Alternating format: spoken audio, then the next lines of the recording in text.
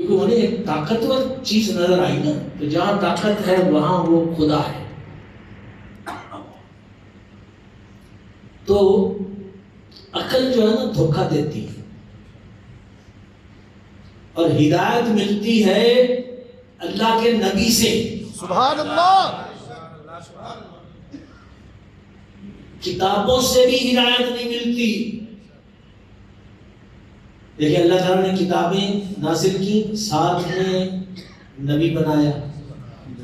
کہ اگر صرف کتاب سے ہدایت مل جاتی تو نبی بنانے کی کیا ضرورت تھی؟ بھئی کتابیں نبی پہ اتری. بے شک. اب کتابوں سے کیا مطلب ہے، اس آیت کا کیا معنی ہے، اس کا کیا مفہوم ہے، آپ کی عقل پتہ نہیں کیا کیا ترجمہ کرتی اور کیا کیا مفہوم نکالتی. اور پھر مسلمانوں میں ایک نہیں دو نہیں کروڑوں مذہب ہوتے، ہر ایک کا اپنی عقل کے حساب سے اپنا مذہب ہوتا. تو اللہ تعالیٰ ساتھ میں نبی بھیجتا ہے کیونکہ ہدایت صرف نبی کے ذریعے سے ملتی ہے. تو جو نبی کو چھوڑ کے ڈائریکٹ اللہ تعالیٰ سے ہدایت پانے کی کوشش کرتا ہے اس کو ہدایت نہیں ملتی. تو یہ ذہن میں رکھ لیجیے گا. اچھا اب جو ہے نا، اب تھوڑا سا ہم میتھمیٹیکل کیلکولیشن کرتے ہیں. انشاءاللہ اگر غور سے سنو گے تو مزہ آ جائے گا انشاءاللہ. اچھا ہم تو جو ہے نا سفر جو میجر کرتے ہیں تو میٹر ہیں، کلو میٹرز ہیں، کہیں مائلز ہیں، لیکن سائنٹیفک جو انداز ہے وہ کہتے ہیں سب سے تیز رفتار اگر میجر کرنی ہو تو وہ لائٹ ہے. تو لائٹ سے میجر کرتے ہیں کہ لائٹ ایک سیکنڈ میں 3 لاکھ کلو میٹر، کتنے؟ 3 لاکھ 300,000 kilometers in 1 second میں ٹریول کرتی ہے light. And the light of the sun reaches the earth in 8.3 minutes. سورج کی لائٹ زمین تک کتنے وقت میں پہنچتی ہے؟ 8.3 منٹس. تو اس کا مطلب کیا ہوا کہ سورج زمین تک 14 یعنی زمین اور سورج کا 14 کروڑ 94 لاکھ کلو میٹر کا فاصلہ ہے. What's the distance between sun and the earth? 14 crore. 1 crore میں 10 ملین. 14 کروڑ کے کتنے ملین ہو گئے؟ 140 ملین. اور پھر 94 لاکھ، تو یہ بھی 9.4 ملین ہو گئے. تو کتنے ہو گئے ٹوٹل؟ 140 ملین جی 149 ملین 149.4 ملین کلو میٹرز کا زمین سے آسمان تک کا فاصلہ ہے. بے شک. لیکن آسمان تو پہلے آسمان سے بھی نیچے ہے، یعنی سورج کا فاصلہ، سوری میں نے آسمان کہہ دیا، یعنی سورج اور زمین کا یہ فاصلہ ہے. ابھی تو آسمان پہ نہیں پہنچے ہم. چلو اس کو ذرا کرتے جائیے. سیدی اعلیٰ حضرت رضی اللہ تعالیٰ عنہ has given a calculation that from earth to سدرۃ المنتہا، زمین سے سدرۃ المنتہا تک 50,000 years کی جرنی ہے. اللہ اکبر. کتنی ہے؟ 50,000 50,000 years. اچھا اس کے بعد جو ہے نا آگے عرش، پھر 70 حجابات ہیں. سبحان اللہ. وہ حجابات وہ قبر سے. اچھا ہر قبر میں دوسرے قبر تک کتنا فاصلہ ہے؟ Between one cover to the next cover, the distance is 500,000 years journey. Sorry, 500 سال کا فاصلہ. تو یہ وہی ہوا نا جو میں نے انگلش میں کہا. 500 years.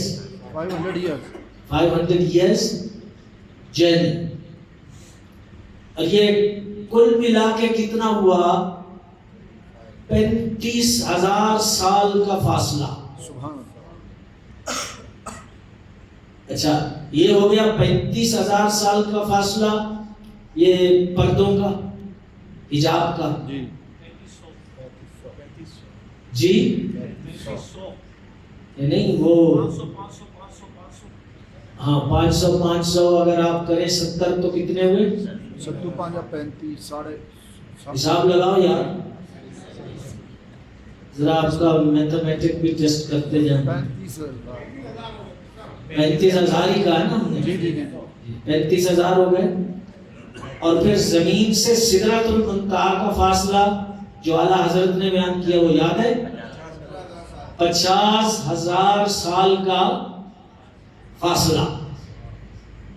تو یہ ٹوٹل کتنا ہو گیا؟ 50 + 35 85,000 years journey. سبحان اللہ. یہ تو سدرۃ المنتہا سے یعنی زمین سے سدرۃ المنتہا، وہاں سے عرش تک، کیونکہ سدرۃ المنتہا اور عرش کے بیچ میں 70 پردے. I told you the longest journey in the world. اچھا اب یہاں تک تو ہماری کیلکولیشن تھی. رسول اللہ صلی اللہ علیہ وسلم went beyond that. سبحان اللہ. اور وہاں سے آگے کتنی جرنی تھی we don't know. یعنی حساب یہاں تک لگتا ہے، اس سے آگے کا حساب ہی کوئی نہیں. اب کوئی ذرا مجھے بتائے کہ اتنا لمبا سفر کوئی کر سکتا ہے؟ بالکل. اگر فرض کرو کوئی کر بھی سکتا ہو تو اس کو کتنے سال لگیں گے؟ پتہ نہیں. How many years? 85,000 years. لیکن یہاں وہاں نہیں پہنچے گا جہاں حضور پہنچے، سبحان اللہ. اس سے نیچے ہی رہے گا. عقل مانتی ہے؟ نہیں مانتی. بے شک.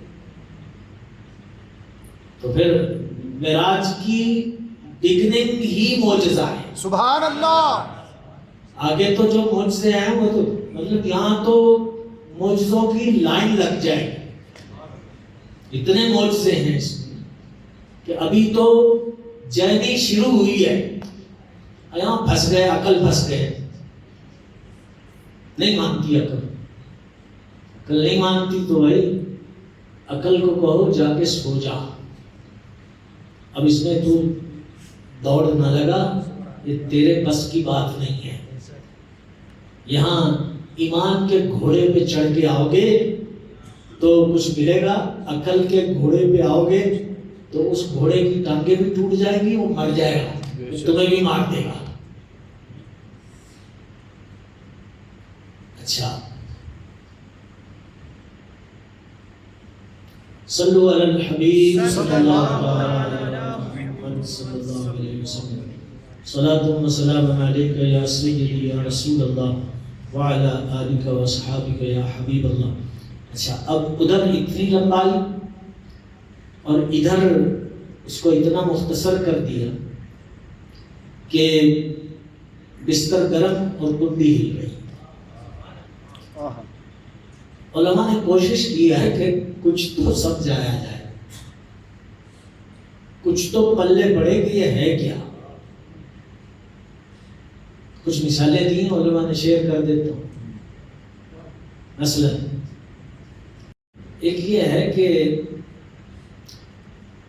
ان اللہ علی کل شیء قدیر، سبحان اللہ، اللہ ہر چیز پہ قادر ہے. بے شک، تو یہ اس کی قدرت کا نظارہ ہے کہ ایک ہی وقت میں وقت کے کچھ حصے کو لمبا کر دے اور اسی وقت کے کچھ حصے کو چھوٹا کر دے. دیکھیے حضرت عزیر علیہ السلام والا واقعہ پڑھا ہوگا، سنا ہوگا. آپ غار میں سو گئے، سوال کر رہے تھے یا اللہ تو مردوں کو کیسے زندہ کرتا؟ تو اللہ تعالیٰ نے وہ سکھا دیا. ساتھ میں گدھا بھی ہے تو ساتھ میں کچھ انگور بھی ہیں، تازہ جوس بھی ہے. تو ایک غار میں کہا سوچا آرام کر، جیب میں کچھ سکے بھی ہیں تو آرام کیا. تو اپنے حساب سے تھوڑی دیر کے بعد اٹھ گئے. وہ اٹھے تو گدھا ہے نہیں، لیکن کچھ پرانی سی ہڈیاں، کچھ بال، ایسے جیسے کوئی جانور مر گیا اور زمین کھا گئی ہو، اس طرح کے کچھ نشان ملے. تو آپ نے سوچا پتہ نہیں گدھا نکل گیا ہوگا ادھر ادھر. اس سے سمجھ میں نہیں آیا کہ یہ کیا ہوا ہے. وہ تو جو انگور تھے، جو جوس تھا وہ تازہ تھا، وہ خراب نہیں ہوا. آپ نے سوچا میں ذرا باہر جا کے کچھ کھانے پینے کی چیز لے آؤں. تو جوس تو ہے میرے پاس انگور کا، تو کوئی چیز لے آؤں، کھاؤں گا، پھر اس سے پیوں گا. وہاں سکے نکالے تو شکل دیکھتے ہوئے، ارے کس کو نکے ہو بھائی جان، وہ کیا ہوا؟ یہ سکے تو اب نہیں چلتے. کیوں نہیں چلتے؟ سنا یہ سکے تو 100 سال پہلے کے ہیں. اللہ اکبر. تو اللہ تعالیٰ نے انہیں 100 سال سلا دیا. تو 100 سال گدھے پہ گزرا تو اب اس کی حالت کیا ہوگی؟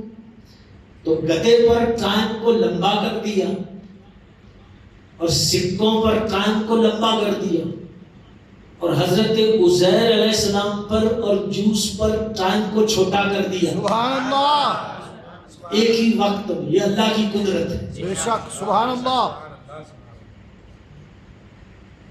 تو اللہ تعالیٰ نے ایک جہان کے وقت کو بڑھا دیا، ایک جہان کے وقت کو مختصر کر دیا. اچھا، اس پہ اور بھی علماء نے بڑے مزیدار باتیں کہی. فرماتے ہیں کہ حضور کے کچھ روایتوں سے پتہ چلتا ہے کہ حضور کے چہرہ اقدس پر حسن پر پردے تھے، کہ جو اصل حسن ہے حضور کا وہ تو کوئی دیکھ ہی نہیں پایا.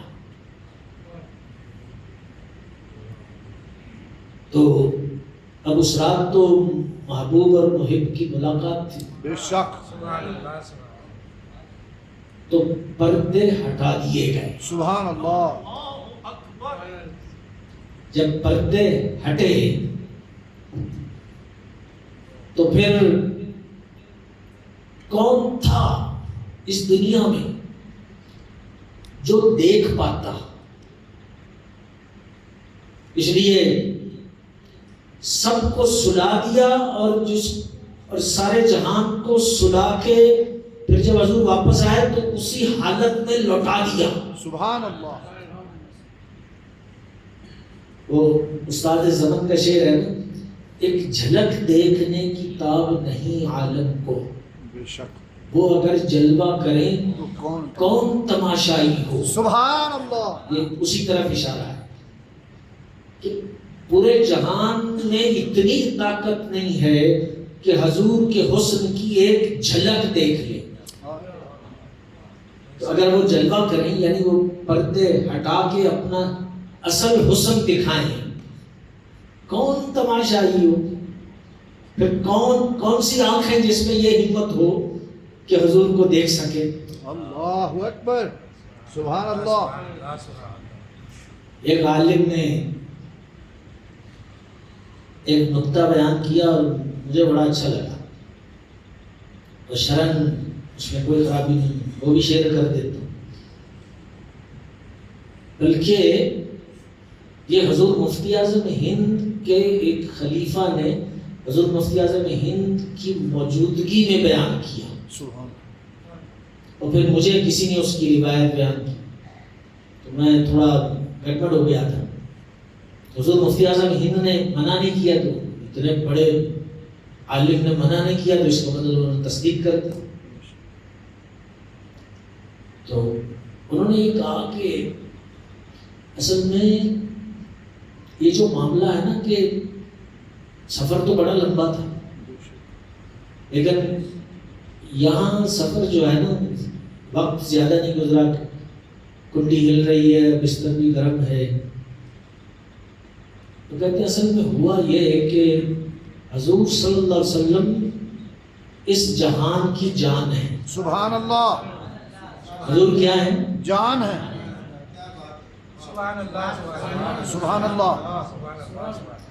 تو جب اس جہان سے حضور گئے تو جہان کی جان گئی۔ اللہ اکبر، سبحان اللہ، بے شک۔ نعرہ تکبیر، اللہ اکبر، نعرہ رسالت، یا رسول اللہ۔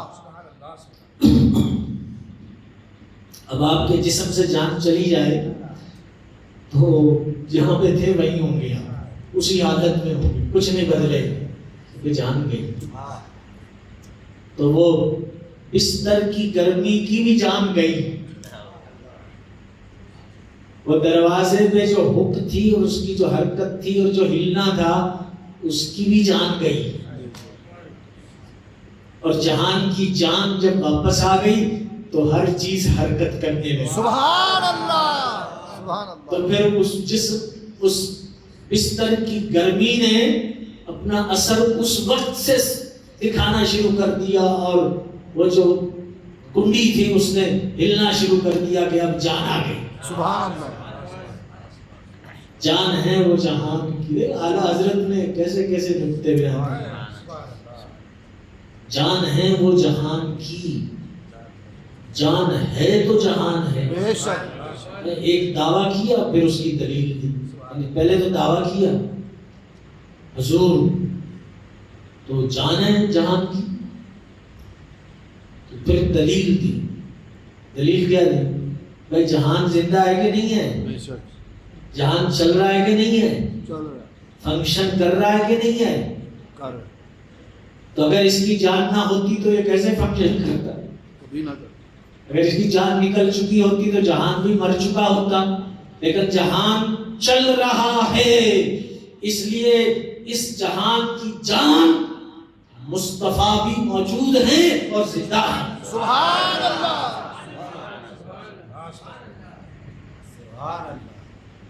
تو یہ تو سفر جو ہے نا یہ اس کی برکتیں ہیں، اور اس سے جو حضور کی شان نظر آتی ہے بندہ حیران ہو جاتا ہے۔ اور پھر حضور کی شانیں اللہ تعالیٰ نے ایسے بیان کیے کہ سنیوں کے سارے عقیدے واقعہ معراج سے ثابت ہو جائیں۔ سبحان اللہ۔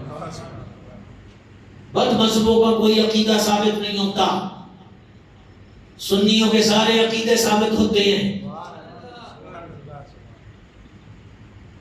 لیکن ہم کہتے ہیں نا حضور مختار کل ہیں، سبحان اللہ، بے شک، کسی کے محتاج نہیں ہیں، سب ان کے محتاج ہیں۔ بے شک۔ لوگوں کو غصہ آ جاتا ہے، ارے ایسا کیوں کرتے ہو؟ بس یہ کہو کہ سب اللہ کے محتاج ہیں۔ بھائی حضور اللہ کو ریپرزینٹ کرتے ہیں، بے شک۔ اللہ کی طاقتوں کو، اللہ کی کوالٹیز کو ہمارے نبی ریپرزینٹ کرتے ہیں۔ بے شک۔ اللہ محتاج نہیں ہے تو اس کا محبوب بھی محتاج نہیں، محتاج ہیں تو صرف اپنے اللہ کے اور کسی کے نہیں. بے شک. اچھا اب جیسے آپ تھوڑا سا اوپر جاؤ، جیسے جیسے اوپر جاتے جاؤ گے آکسیجن کم ہوتی جائے گی. پہاڑوں پہ جو لوگ چڑھتے ہیں تھوڑا اوپر جا کے پھر کھانسی شروع ہو جاتی ہے، پھر بریدنگ پرابلم ہو جاتی ہے. اور جو زیادہ اونچی پہاڑیوں پہ چڑھتے ہیں تو وہ گیس آکسیجن کا ساتھ رکھتے ہیں. یہ جہاز، ہوائی جہاز جس لیول پہ وہ جا رہا ہوتا ہے آکسیجن نہیں ہے، آرٹیفیشل آکسیجن جہاز میں چھوڑی ہوتی ہے جس سے آپ برید کرتے ہیں. کبھی ایسی ایمرجنسی بھی ہو سکتی ہے کہ آکسیجن رک جائے تو وہ اعلان بھی کرتے ہیں کہ وہ آکسیجن کی کمی ہوئی تو وہ ماسک پہن لینا اور وہ گر جائے گا خود سے. سنتے ہو نا جہازوں میں، کیونکہ اوپر آکسیجن نہیں ہے. بے شک. اور حضور کہاں گئے؟ سب سے اوپر. اوپر گئے، بے شک. بہت اوپر گئے. بے شک. کوئی آکسیجن کا سلنڈر ساتھ لے کے گئے؟ کبھی نہیں. اچھا کوئی کھانا پانی، کوئی سفر ہم کرتے ہیں نا تو وہ ٹفن، کھانا بھی لے گئے، پانی بھی لے گئے، کچھ لے گئے نہیں. ویسے اتنی لمبی جرنی، میں نے ابھی کلومیٹر بتایا آپ کو، تو اتنی لمبی جرنی کے لیے تو باڈی کی ضرورت آکسیجن بھی ہے، کافی سارا کھانا بھی ہے، 2-4 براق تو کھانے کے بھرے ہوئے ہوتے ہیں نا. لیکن حضور کچھ بھی نہیں لے گئے. کچھ بھی نہیں لے گئے تو کوئی ڈیمیج ہوا نہیں. کوئی کھانسی ہوئی، آکسیجن کی کمی کی وجہ سے کوئی تکلیف ہوئی، اتنا عرصہ گزارا، کوئی بھوک لگی، کوئی کھانا وانا کھایا، کوئی پیا، کچھ کیا نہیں نا. کیا میسج ملا؟ معراج نے کیا میسج دیا؟ سبحان اللہ. مسلمانوں جس نبی کے تم غلام ہو وہ اس کائنات کی کسی چیز کے محتاج نہیں. بے شک. کائنات کی ہر شے اپنے وجود میں ان کے وجود کی محتاج. سبحان اللہ. بے شک. بے شک. حضور گئے بھی آئے بھی. آپ ذرا جا کے تو دکھاؤ تھوڑا، اچھا پتہ چل جائے گا. اور پھر یہ سارے سنی عقیدے ثابت ہو گئے. بے شک.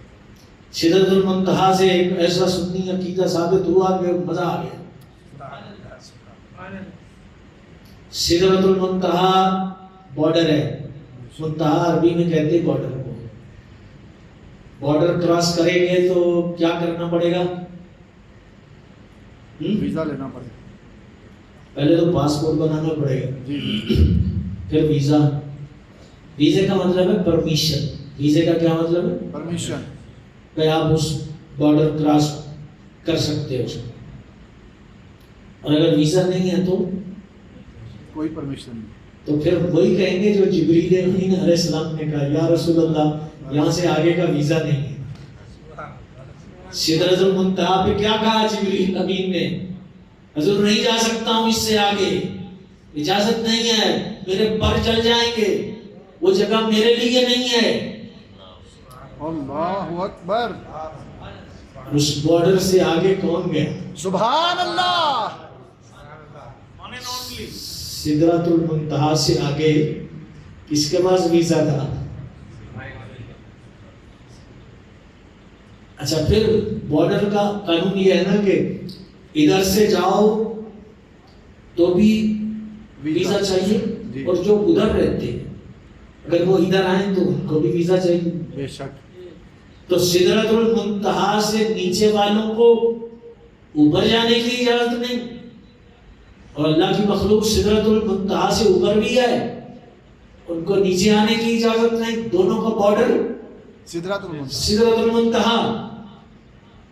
لیکن ایک ذات دنیا میں ایسی ہے جس کو نہ نیچے سے اوپر جانے کے لیے ویزا چاہیے، نہ اوپر سے نیچے آنے کے لیے ویزا چاہیے. سبحان اللہ. اس کے پاس سدا بہار، ہر دن ہر وقت کا ویزا ہے. جب چاہیں جائیں، جب چاہیں آئیں. سبحان اللہ. ایک کتنی بار آ جا رہے تھے، سبحان اللہ آنا جانا بھائی گئے نا بے شک پھر واپس آئے. بے شک جیسے پہلے تو چلو وہ براق تھا تو پھر سیڑھی تھی تو پھر جبریل کا پر تھا تو پھر رف تھا تو پھر ساری سواریوں کا. لیکن موسیٰ علیہ السلام ملے, کہا آپ کی امت یہ 50 نمازیں نہیں پڑھ پائے گی, کمی کروا کے لاؤ. اب حضور پھر گئے. جب پھر گئے تو اب براق کہاں تھا, کوئی نہیں تھا. اب سیڑھی کہاں تھی, اب رف کہاں تھا. اب تو صرف حضور اپنی طاقت سے جا رہے ہیں, سبحان اللہ نبوت کی طاقت سے. پھر اللہ کی بارگاہ, پھر زیارت ہوتی ہے, پھر بات کرتے ہیں, پھر وہ 5 کم ہوتی ہیں, پھر آتے ہیں واپس. موسیٰ علیہ السلام کہتے ہیں پھر جاؤ, پھر جاتے ہیں, آنا جانا. وہ کہاں سے, کیونکہ سدرۃ المنتہا سے وہاں تک تو موسیٰ علیہ السلام نہیں پہنچ سکتے نا, بے شک وہ تو آسمانوں میں تھے. تو ان سے تو ملاقات واپسی پر آسمانوں میں ہوتی تھی, اور وہ کہتے تھے پھر جاؤ. پھر لمحے بھر میں, بلکہ لمحے کے 1000ویں حصے کے اندر حضور پھر چلے جاتے تھے, سبحان اللہ. پھر ملاقات کرتے تھے, پھر ہمارے لیے رعایت لیتے تھے, پھر آ جاتے تھے. آ رہے ہیں, جا رہے ہیں, آ رہے ہیں, جا رہے ہیں. تو سنیوں تمہارا عقیدہ ثابت ہو گیا کہ ہمارے مصطفیٰ کے جیسا کوئی بھی نہیں ہے. بے شک سبحان اللہ. ہمارا ہے نا عقیدہ, بے شک بے مثل بے مثال, ان کے جیسا کوئی نہیں. ایک تعداد ہے جو لگی ہوئی ہے, وہ ہم جیسے ہیں, وہ ہم جیسے ہیں, وہ ہم جیسے ہیں. ہم کہتے ہیں واقعہ معراج نے اعلان کر دیا کہ وہ نہ ہم جیسے ہیں نہ تم جیسے ہیں, ان جیسا کوئی نہیں. بے شک سبحان اللہ.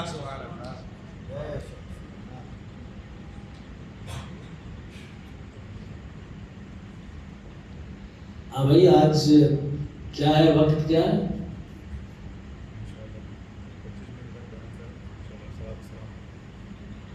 تو بیان تو 24 منٹ ہو گئے, تو ختم کر دیتے. میرے سامنے وہ گھڑی ہے. اچھا, صلو علی الحبیب صلی اللہ علیہ وسلم. اچھا, اب قرآن پاک کی کچھ آیات بھی ہیں جو حضور اکرم صلی اللہ علیہ وسلم کا جو اللہ رب العزت سے ملاقات ہے, اللہ تعالیٰ کو دیکھنا ہے, اس کی طرف بڑی واضح اشارے کرتی ہیں اور بتاتی ہیں. اب جیسے قرآن پاک میں ہے نا, ما کذب الفؤاد ما رأى, سورۃ النجم کی آیت ہے, اس کا ترجمہ ہے دل نے اسے جھوٹ نہ کہا جو آنکھ نے دیکھا. یعنی اس کا مطلب کیا ہے کہ جو حضور کی آنکھ نے دیکھا, حضور کے دل نے اس کی تصدیق کی. سبحان اللہ. مطلب یہ ہے کہ حضور صلی اللہ علیہ وسلم نے سر کی آنکھوں سے اللہ تعالیٰ کو دیکھا اور کوئی کنفیوژن نہیں تھی. بے شک. بعض لوگوں نے کہا اللہ تعالیٰ کو نہیں دیکھا, جبریل کو دیکھا. تو جبریل تو جلدی کے شروع سے ہی ساتھ ساتھ جا رہے ہیں, کیا اتنی دور لے جا کے اللہ تعالیٰ نے انہیں جبریل دکھانا تھا؟ جبریل تو خدمت کر رہے ہیں نا, ساتھ ساتھ جا رہے ہیں. بے شک. تو پھر وہاں بھی جا کے جبریل کو دیکھا. کیا چینجز کرتے ہو قرآن پاک کے معنی میں, تعریف کرتے ہو. یہاں سے اللہ تعالیٰ مراد ہے. تو حضور کو کوئی شک نہیں ہوا کہ کیا دیکھا, کس کو دیکھا. سبحان اللہ. آنکھ جو ہے نا کبھی دھوکا کھا جاتی ہے, لیکن اگر دل آنکھ کی تصدیق کر دے نا تو وہ پھر سچی بات ہوتی ہے. بے شک. سبحان اللہ. تو جو حضور نے دیکھا آنکھ سے, دل نے تصدیق کی. بے شک. قرآن پاک کہتا ہے افتمارونہ علی ما یرا, تو کیا تم ان سے ان کے دیکھے ہوئے پر جھگڑتے ہو. اللہ. یہ جو سارے پھٹے کرتے ہیں نا, مناظرے کرتے ہیں, لڑائیاں کرتے ہیں, کہتے نہیں دیکھا، نہیں دیکھا، اللہ تعالیٰ کو نہیں دیکھا، جبریل کو دیکھا۔ حضور صلی اللہ علیہ وسلم نے فرمایا میں نے اللہ تعالیٰ کو دیکھا، جھگڑا ہو گیا نا۔ اب اللہ تعالیٰ کیا فرماتا ہے؟ اَفَتُمَارُونَهُ عَلَى مَا يَرَى، تو کیا تم ان سے ان کے دیکھے ہوئے پر جھگڑا کرتے ہو؟ جب انہوں نے دیکھا اور ان کے دل نے تصدیق کر دی اور انہوں نے فرما دیا کہ میں نے اپنے رب کو دیکھا، تو فل سٹاپ لگا دو نا، پھر ادھر ادھر کی توجیہیں کیوں نکالتے ہو؟ اللہ تعالیٰ نے واضح فرما دیا، تم اس میں جھگڑتے ہو جو ان کی آنکھ نے دیکھا ہے۔ کتنا واضح پیغام ہے قرآن پاک کی اس آیت میں۔ وَلَقَدْ رَآهُ نَزْلَةً أُخْرَى، اور انہوں نے تو وہ جلوہ 2 بار دیکھا۔ سبحان اللہ، سبحان اللہ، سبحان اللہ۔ یہ بات جو ہے نا قرآن پاک کی آیت نے ساری سمجھا ہے۔ سبحان اللہ، اس کی شرح، اس کی تفسیر میں علماء نے لکھا ہے یا 2 بار سے مراد بار بار ہے۔ سبحان اللہ۔ تو اتنی دور اللہ تعالیٰ لے گیا، حضور صلی اللہ علیہ وسلم کو 2 بار جبریل دکھانے کے لیے 24,000 مرتبہ جبریل تو حضور کو ملنے آئے۔ سبحان اللہ۔ کتنی بار ہے حضور؟ 24,000 24,000 مرتبہ، 24,000 times Jibril Amin came to visit رسول اللہ صلی اللہ علیہ وسلم۔ سبحان اللہ۔ تو اللہ تعالیٰ نے معراج کی رات میں لے گئے حضور کو اتنی دور کہ محبوب آ جاؤ میں تمہیں جبریل دکھاؤں گا 2 بار۔ کل ہے کوئی سینس کرتی ہے یہ چیز؟ اچھا یہاں تو یہ ہے نا کہ 2 بار، لیکن تفسیروں میں اس سے مراد ہے یعنی 1 بار سے زیادہ، تو 2 بار بھی 1 بار سے زیادہ ہوتا ہے نا، تو بار بار ہوا۔ اور اس سے مراد وہی ہے جو موسیٰ علیہ السلام کے کہنے پہ آ رہے ہیں، جا رہے ہیں، آ رہے ہیں، جا رہے ہیں، بار بار اللہ تعالیٰ کا دیدار کر رہے ہیں۔ سبحان اللہ۔ لہذا یہ بات تو قرآن پاک میں بھی آ گئی، اور جب حضور نے آ کے بتایا کہ میں تو یوں رات میں تھوڑے سے وقت میں گیا ہوں، آیا ہوں، میں نے مسجد اقصیٰ کو بھی دیکھا ہے، وزٹ کیا ہے، آگے کی باتیں بتائیں، تو آگے کی باتوں پر تو انہیں کوئی اتنا نہیں تھا کہ انہوں نے دیکھا ہوا ہی نہیں تھا، لیکن مسجد اقصیٰ تو دیکھی ہوئی تھی، آتے جاتے تھے، سفر کرتے تھے، تجارت وغیرہ کے لیے آتے جاتے تھے، تو انہوں نے کہا نہیں یہ جو دعویٰ کرتے ہیں نا ان کا امتحان لیں گے، تو آ گئے، اکٹھے ہو گئے کہ اچھا یہ بتاؤ کہ اس مسجد کا گنبد کیسا ہے، اچھا یہ بتاؤ کہ اس کے دروازے کتنے ہیں، یہ بتاؤ کہ اس کی دیواریں کتنی موٹی ہیں۔ اس طرح کے وہ سوال کرنے لگے، تو حضور صلی اللہ علیہ وسلم کو جتنا یاد تھا، دیکھیں کوئی بندہ انجینئر ہو، آرکیٹیکٹ ہو، اس فیلڈ کا ہو، تو وہ تو ان چیزوں پہ نظر ڈالے گا۔ اگر آپ زیارت کرنے گئے ہیں تو آپ کی توجہ ہر ایک ڈیٹیل پر تو نہیں ہوگی، اب تو وہاں پہنچیں گے، عبادت کریں گے، جو کام کرنا ہے وہ کر کے آگے نکل جائیں گے۔ الحمدللہ میں بھی گیا ہوں، لیکن اگر آپ مجھ سے کہیں کہ ایک ایک ڈیٹیل بتاؤ تو میں نہیں بتا پاؤں گا، تو حضور سے پوچھنے لگے، تو جو چیزیں یاد تھیں وہ حضور نے بتائیں۔ کچھ سوال ایسے بھی تھے کہ اس وزٹ میں حضور کی توجہ کچھ چیزوں کی طرف نہیں کی، تو اللہ تعالیٰ نے ساری مسجد اقصیٰ حضور کے سامنے رکھی۔ سبحان اللہ، معجزہ، سبحان اللہ۔ قدم قدم پہ معجزہ۔ اب سوال پوچھتے ہیں تو حضور کے سامنے مسجد اقصیٰ، حضور وہاں سے دیکھ کر بتا دیتے، سبحان اللہ۔ ہر سوال کا جواب۔ سبحان اللہ، سبحان اللہ۔ ان کی عقلیں دنگ رہ گئی کہ یار، لیکن ان میں سے جو جن کی قسمت میں ہدایت تھی ان کو ہدایت مل گئی، اور جن کی قسمت میں کفر تھا ان کا کفر اور پکا ہو گیا، بجائے اس کے کہ یہ معجزہ سن کے عقلی طور پہ ثابت ہو گیا وہ مان لیتے۔ ابو جہل کو بڑی مرچیں لگی، بڑی تکلیف ہوئی اس کو، اس نے کہا بڑا اچھا موقع ہے کیونکہ یہ ماننے والی بات تو ہے ہی نہیں، جس کو کہیں گے کہنا ہو ہی نہیں سکتا، اٹس ناٹ پاسبل۔ تو وہ بھاگا لوگوں کے پاس ادھر ادھر، کئی تو نعوذ باللہ اس نے مرتد کر لی۔ ایسا بھی رپورٹیں ہیں کہ کچھ بدبخت تھے جو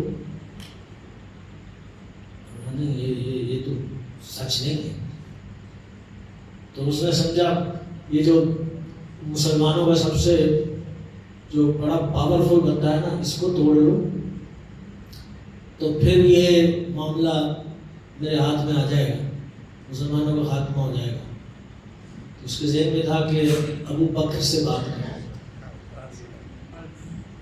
بابا یہ بندہ کہتا ہے یہ کر لیا وہ کر لیا وہ کر لیا، اتنے وقت میں یہ سارا کچھ ہو گیا، بھلا یہ پاسبل ہے؟ ابو بکر صدیق نے فرمایا نہیں، پاسبل نہیں ہے۔ تو اندر سے خوش ہوا کہ اب پھنسا، تو کہتا ہے اچھا یہ بات ہے نا، تو پھر آپ کا دوست محمد کہتا ہے صلی اللہ علیہ وسلم۔ تو حضرت ابو بکر صدیق کا ایمان کوئی ایسا اچھا کمزور سا ایمان تو نہیں تھا، فرمایا اگر میرا دوست محمد فرماتا ہے تو پھر میں اس کی تصدیق کروں۔ سبحان اللہ، نعرہ تکبیر، نعرہ رسالت۔ واقعہ معراج نے ہمارے خلیفہ اول کو صدیق بنا دیا۔ سبحان اللہ، سارے صدیقوں کے بڑے صدیق اور سردار سیدنا ابو بکر صدیق رضی اللہ تعالیٰ عنہ، حضور حضرت سیدنا ابو بکر صدیق سے بڑے خوش رہتے تھے، فرمایا کرتے تھے کہ جتنا ابو بکر سے مجھے فائدہ ملا ہے، اس کے مال سے، اس کی صحبت سے، اس کی گڑن سے، یہ جو ہے نا واحد بندہ ہے کہ جب میں نے اسلام کی دعوت دی اس نے یہ نہیں کہا کہ میں ذرا سوچ لوں، میں ذرا مجھے ایک دن دے دیں، مجھے کوئی گھنٹہ دے دیں، بس جو ہی میں نے دعوت دی انہوں نے اسلام قبول کر لیا۔ سبحان اللہ۔ تو واقعہ معراج نے ہمیں شان ابو بکر بھی بتا دی ماشاءاللہ۔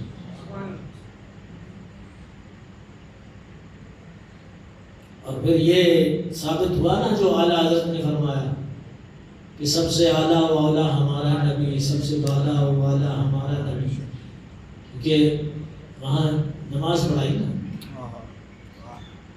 جبریل امین نے اقامت کی، نفلی نماز تھی،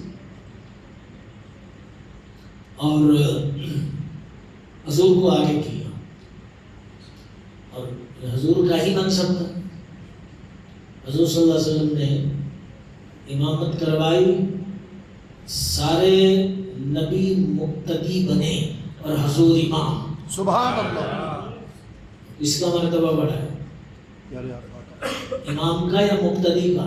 امام۔ یہ شعر جو اعلیٰ حضرت کا پڑھا جا رہا تھا کہ نماز اقصا میں تھا یہی سر یعنی راز، نماز اقصا جو ہوئی نا جس میں حضور امام بنے، اس میں یہی راز تھا۔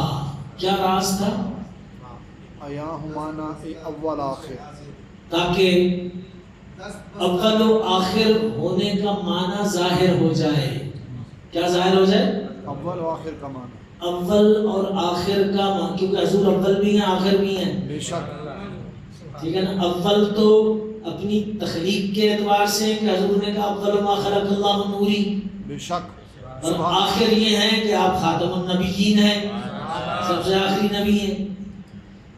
حضور کے اول اور آخر ہونے کا معنی جو ہے نا وہ کھل کے آ گیا۔ سبحان اللہ، آگے کیا ہے کہ دست بستہ کھڑے ہیں پیچھے، ہاں پیچھے وہ کھڑے ہیں جو پہلے حکومتیں کر گئی ہیں، سبحان اللہ، سبحان اللہ، جو پہلے امام بن چکے ہیں، بے شک، جو پہلے بادشاہ بن چکے ہیں، جو پہلے لیڈر بن چکے ہیں، کہ دست بستہ کھڑے ہیں حاضر जो सल्तनत आगे कर गए, हाँ, जो सल्तनत आगे नहीं पहले, आगे से मुराद ये है कि ऑलरेडी यानी पास्ट में जो सल्तनत कर गए हैं, जो बादशाह रह चुके हैं, जो इमाम रह चुके हैं, जो लीडर रह चुके हैं, जो रहनुमा रह चुके हैं, वो सारे नबी हैं ना।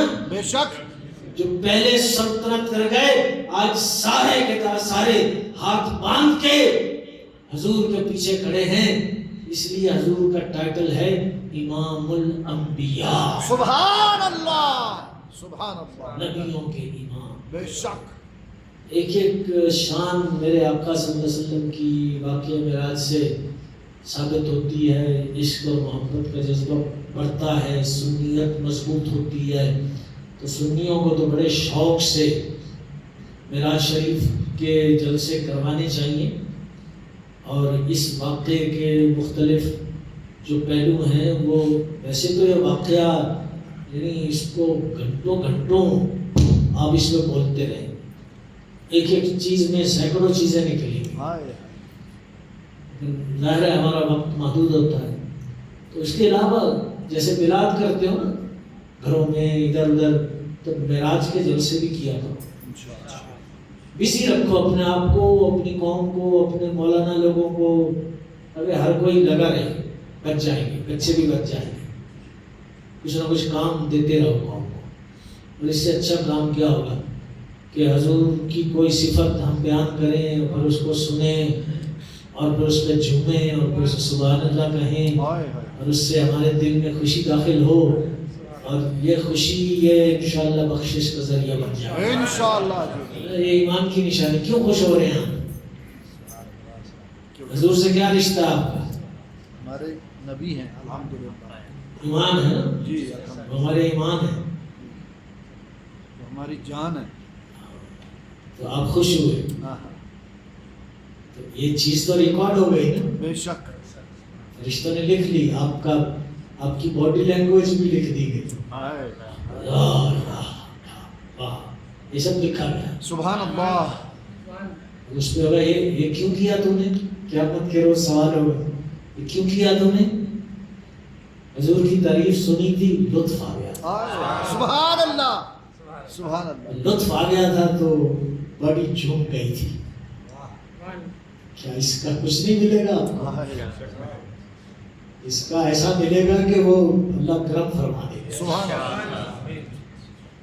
ज़्यादा से ज़्यादा इस तरह की महफिल में बैठा करो, सुना करो और अपने अच्छे अच्छे फाजिल उलमा की बातें सुना करो, ताकि वो ऑथेंटिक भी हों, दिल में भी बैठे। जो मशकूक किस्म के किस्से कहानियाँ लोग बयान करते हैं, उससे दूर रहा करो। उससे फिर गलत अकीदे बैठ जाते हैं, गलत चीज़ें, बहुत सारी लोग चीज़ें बयान करते हैं मिलाद के हवाले से, मेराज के हवाले से, वो सही नहीं होती, सुनी सुनाई होती हैं, बयान कर रहे हैं, नारे लग रहे हैं, लोग वाह वाह कर रहे हैं। ऐसा भी नहीं होना चाहिए। तो जो भी बयान करे वो तहकीक से, आलिम अच्छा आलिम हो तो वो तो पक्की बात करेगा, पुख्ता बात करेगा। लेकिन अगर आलिम ना हो तो वो किसी आलिम की किताब या कोई मज़मून सिर्फ उसी को देख कर बयान करे, अपनी तरफ से एक लफ्ज़ का भी इजाफा ना करे तो ठीक है। लेकिन अगर वो पुख्ता आलिम नहीं है और मुँह ज़बानी बयान करता है अपनी तरफ से, बड़ा ख़तरा है। मैं किसी पे तनकीद नहीं कर रहा हूँ, हो सकता है बहुत सारे हों जिनका हाफजा बड़ा अच्छा है और बड़े मजबूत हों, हर चीज़ उनको याद रह जाती है। मैं किसी पे उंगली नहीं उठाता, लेकिन मैं खुद को जानता हूँ, मैं बड़ा कमज़ोर हूँ, मैं भूल जाता हूँ। तो मेरे लिए तो देख के बयान करना ये सबसे अच्छा। मैं खुद भी बचता हूँ, आपको भी बचाता हूँ। एक दौर था जब जवान थे तो, और फिर माहौल भी ऐसा ही होता था कि कंपटीशन था। उलमा इसको मायूब समझते थे, अरे देख के बयान कर रहा है, तो ये कैसा आलिम है। उंगलियां उठाते थे, बातें करते थे, तो डर लगता था। फिर वो याद मुँह ज़बानी करते थे, उसमें कभी कभी वो गलत भी हो जाता था। اب پھر شرم آتی تھی لوگوں کے سامنے جا کے کیسے کہیں کہ وہ فلاں دن میں نے تقریر کی تھی، اس میں فلاں جملہ صحیح نہیں تھا، اب میں اس سے رجوع کرتا ہوں، اس سے معافی مانگتا ہوں۔ اب رجوع کرو نا تو میں نے علماء سے سنا ہے، یقین کریں مولانا لوگوں سے سنا ہے، وہ کہتے ہیں ارے یہ کیسا عالم ہے، یہ اپنی غلطیوں کا اعتراف کرتا پھر رہا، تو کیا کھا جائے اس کو، ہضم کر جائے، تاکہ لوگ غلط مسئلے پہ عمل کرتے رہیں۔ یہ تو اللہ کا نیک بندہ ہے، اس کو پتا چلا کہ مجھ سے غلطی ہو گئی تو اس نے کہا مجھ سے غلطی ہو گئی، جہاں جب میرا پہلا میسج پہنچا ہے میرا دوسرا میسج بھی وہاں پہنچے، تاکہ لوگوں تک صحیح اسلام پہنچے۔ سبحان اللہ، ایسے ہیں نا اللہ کے بندے، بے شک، یہ ہمارے امیر اہل سنت ہیں، سبحان اللہ، انہوں نے ہمت دے دی، میرے جیسے کمزوروں کو بھی ہمت دے دی، میرے جیسے ہزاروں ہیں جو اب جن کے پاس ہمت آ گئی ہے، پہلے نہیں ہوتی تھی، کہ اب ہم دیکھ کے اپنا مسئلہ سامنے ہوتا ہے، پروف سامنے ہوتا ہے، حوالہ سامنے ہوتا ہے، تو اندیشہ نہیں ہوتا کہ وہ غلطی کریں گے، لیکن پھر بھی اگر زبان پھسل جائے تو امیر اہل سنت کے عمل نے ہم کو ہمت دے دی کہ ہم آ کر کہیں گے فلاں دن فلاں تقریر میں میرے منہ سے یہ جملہ نکلا، میں رجوع کرتا ہوں۔ چند دن پہلے ایک جگہ پہ ایک عالم صاحب نے میرے بیان کے بعد آ کر کہا کہ آپ کی تقریر میں یہ غلطی تھی وہ غلطی تھی، تو میں نے فوراً رجوع کیا، اگرچہ وہ ایک کنٹروورشل چیز بن سکتی تھی، کیونکہ دوسرے علماء نے کہا کہ ہم نے تو نہیں سنا، تو میں اگر ضد کرتا اور کہتا نہیں تم کون ہوتے ہو مجھے یوں لوگوں کے سامنے کہنے والے، مجھے تنہائی میں الگ سے کیوں نہیں بولا، تم نے میری شان گھٹا دی، یہ امیر اہل سنت کی برکت ہے، مجھے کوئی فرق نہیں پڑا۔ سبحان اللہ، میں کئی لوگ وہاں تھے جو یہاں بھی ہیں، میں نے اسی وقت کہہ دیا کہ میں رجوع کرتا ہوں اگر ایسا لفظ میرے منہ سے نکلا ہے تو۔ کیسا بچایا امیر اہل سنت نے ہم کو، سبحان اللہ، دین کو بچایا ہے، ورنہ علماء کے منہ سے غلط باتیں جو نکل جاتی ہیں اس سے بہت بڑا فساد ہوتا ہے، اس سے دین بگڑتا ہے۔ لیکن جن علماء میں ہمت آ جائے وہ پھر دین کو بگڑنے نہیں دیتے۔ غلطی تو ہر بندے سے ہوتی ہے، کون ہے جو پرفیکٹ ہے؟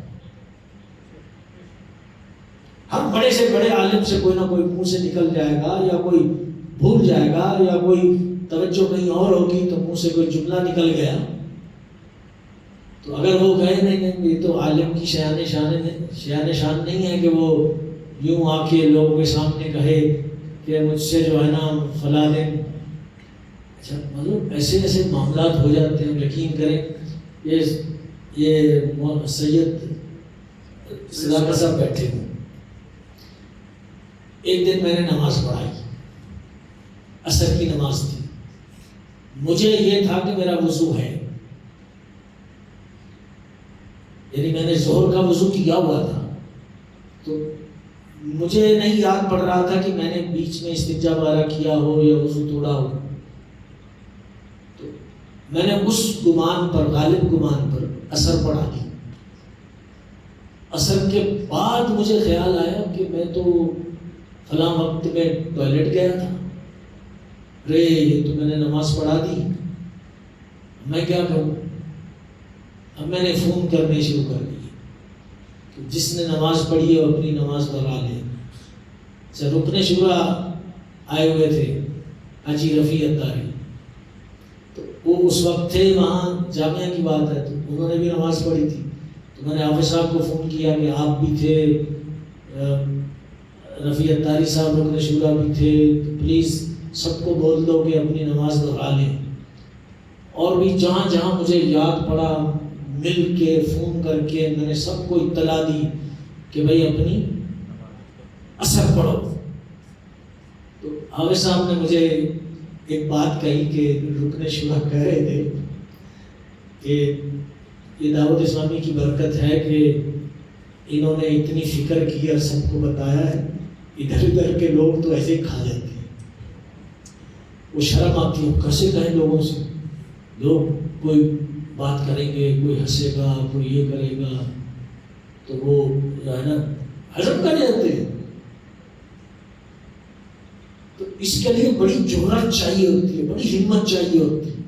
وہ ایک ماحول سے ملتی ہے. بے شک. جہاں بڑے بڑے لوگ ایسے کرتے ہوئے نظر آئے نا تو چھوٹوں کو بھی ہمت ہوتی ہے. امیر اہل سنت کو کرتے ہوئے ہم دیکھتے ہیں تو ہم جیسے کو ہمت ہوتی ہے. سبحان اللہ. دین میں بگاڑ نہیں لانا، کئی غلطی ہو جائے رجوع کرنا ہے. یہ کمال ہے، یہ حسن ہے، یہ خوبی ہے، یہ عیب نہیں ہے. جو اس کو عیب سمجھے وہ جاہل ہے. اگر عالم کہتا ہے مجھ سے غلطی ہو گئی، میں اس کو درست کر رہا ہوں، اور دوسرا ہنسے اور کہے دیکھو جی کیسا علم ہے اس کا، یہ جاہل ہے. اس کو دین کی بنیادوں کا نہیں پتا ہے، اس لیے ایسی بات کرتا ہے، اس لیے ایسے سوچتا ہے. تو دین کے معاملے میں سنسیئر رہنا چاہیے، سچا رہنا چاہیے. ہم سب اللہ کے بندے ہیں. بے شک. ہم کون ہیں؟ کچھ بھی نہیں. اگر کوئی عزت ہے تھوڑی بہت تو وہ اس کا کرم ہے. بے شک. وہ جس کو چاہے دے دے، جس سے چاہے لے لے. آج ہے کل کو نہ ہو، کیا پتا کسی. تو واقعہ معراج جو بھی دین کی بات ہو اہل علم سے سنا کرو. انشاءاللہ. اللہ تعالیٰ عمل کی توفیق عطا فرمائے. جزاکم اللہ وما علینا الا البلاغ المبین.